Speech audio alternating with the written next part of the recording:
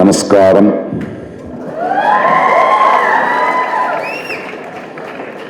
భరణిని ఒక మాట అడిగాను, ఈ నాటకం ఇవాళ రాసేవా అని. 40 సంవత్సరాల ముందు రాశారంట. దేనికి హర్షించాలి అర్థం కావట్లేదు.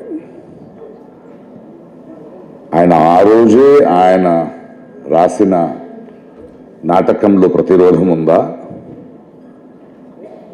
ఈరోజు రాశారా అని నాకు అనుమానం రావడానికి ఆ పరిస్థితి అలాగే ఉందా. రచన నాటకం ఇలాగే ఉండాలి. మొన్న ఒక పాలస్టీన్ ఒక కవి ఏదో రాశాడు, అదని చదువుతున్నాను. ఆయన అడుగుతారు, నీ కావ్యంలో ఎందుకు రాజకీయం ఉందని. ఆయన రాస్తాడు,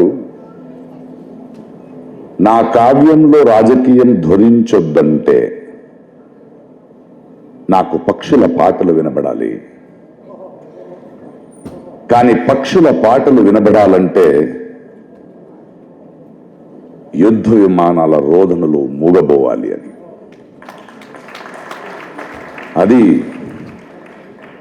ఈ నాటకం చూస్తున్నప్పుడు మన చుట్టూ జరుగుతున్న అసమానత, అన్యాయం అన్ని గుర్తొస్తుంది. అది ఆయన గొప్పతనం.